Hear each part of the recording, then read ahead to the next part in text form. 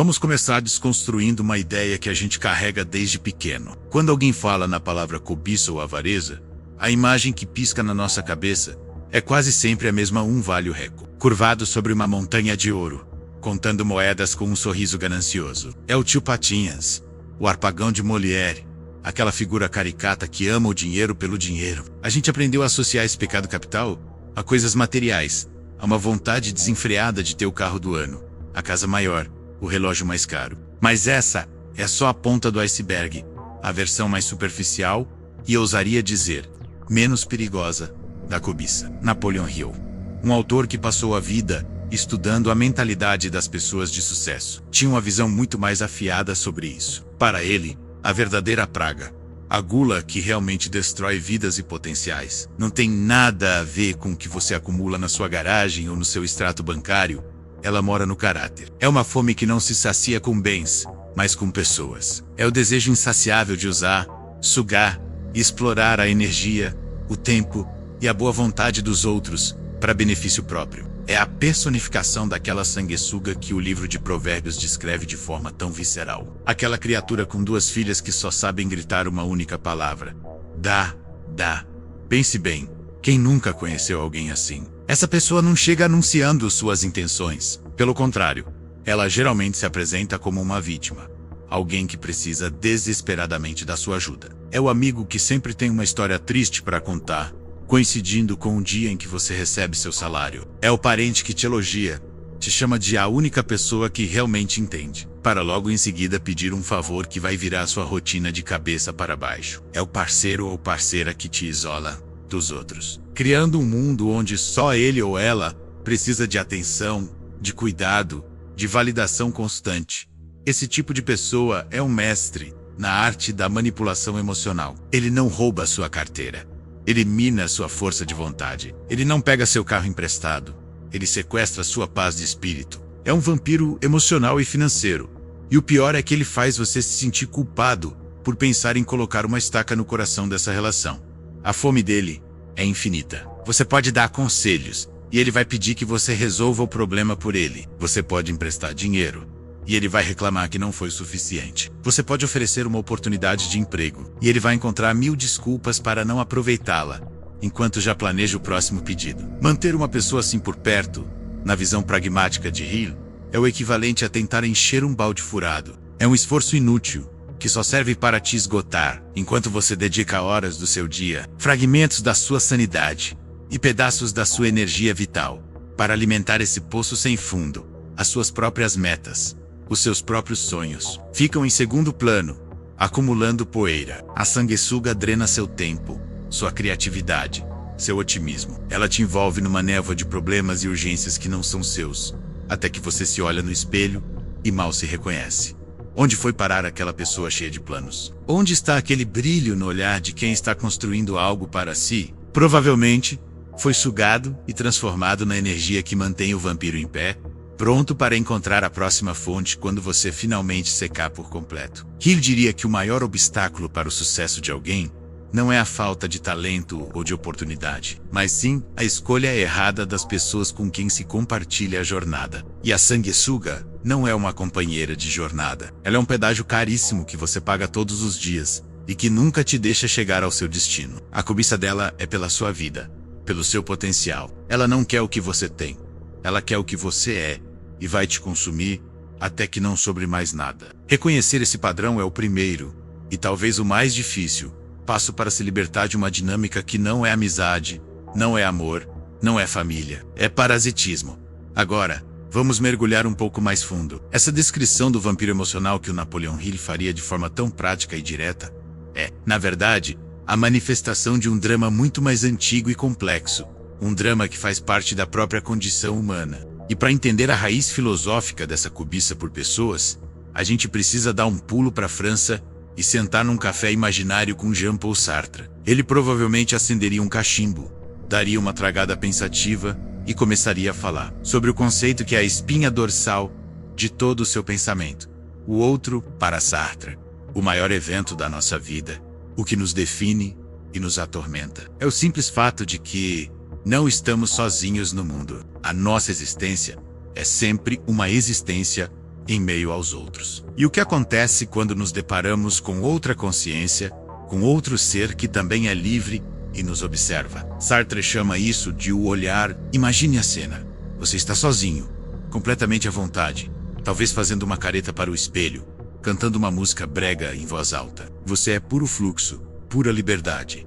Mas então, a porta se abre. Alguém te vê, naquele milésimo de segundo. Tudo muda. Você congela. A sua espontaneidade se transforma em constrangimento. Você se torna um objeto no mundo daquela outra pessoa. O olhar do outro tem o poder de te roubar de si mesmo e te transformar numa coisa. Numa categoria, o cara que faz caretas, a moça que canta mal. Você perde o controle da sua própria definição. É exatamente nesse ponto que a cobiça encontra sua raiz existencial. O que é a cobiça, nesse sentido sartreano? Se não a tentativa desesperada de reverter esse jogo, é o desejo de não ser o objeto, mas de ser aquele que transforma o outro em objeto. É uma fome não por dinheiro ou poder, mas pela liberdade do outro.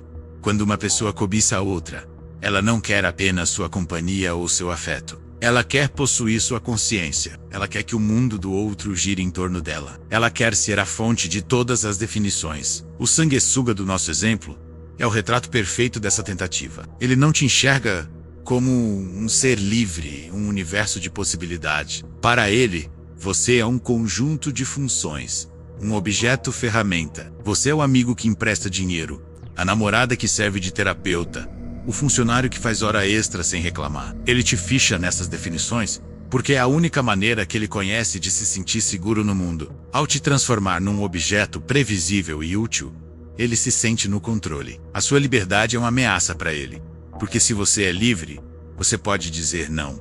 Você pode ir embora. Você pode ter outros interesses e outras relações que não o incluam essa dinâmica.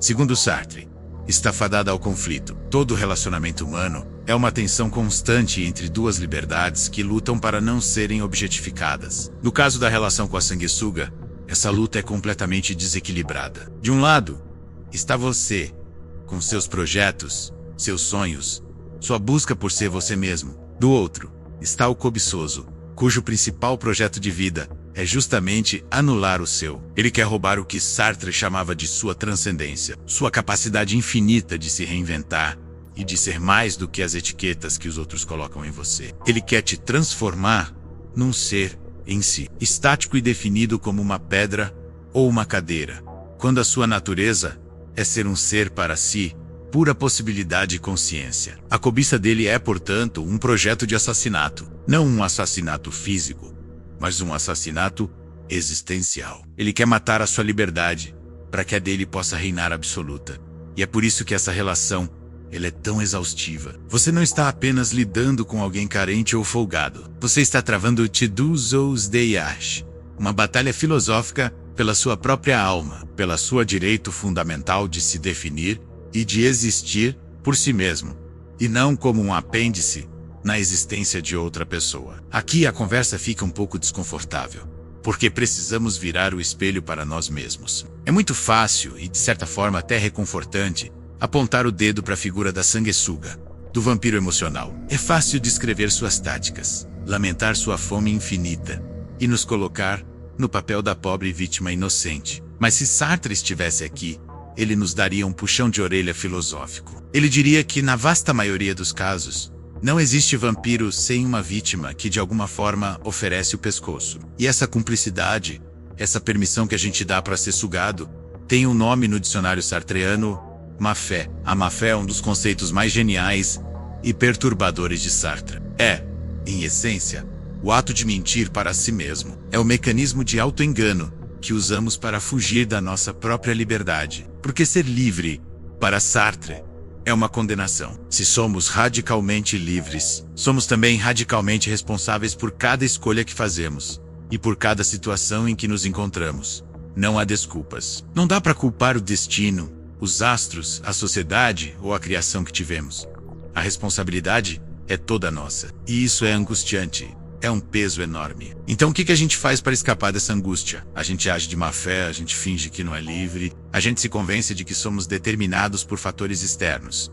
de que somos apenas um produto das circunstâncias. A gente se esconde atrás de papéis sociais e desculpas. E um dos papéis mais convenientes para se esconder é o de vítima. Quando você se coloca como a vítima da sanguessuga, você está, em má fé, dizendo a si mesmo: eu não tenho escolha. Eu não posso sair dessa relação, porque ele ou ela precisa de mim. Eu não posso dizer não porque sou uma boa pessoa. Eu tenho que aguentar essa exploração porque é meu chefe, meu irmão, minha mãe. Cada uma dessas frases é uma mentira que contamos a nós mesmos para não ter que encarar a terrível verdade da nossa liberdade.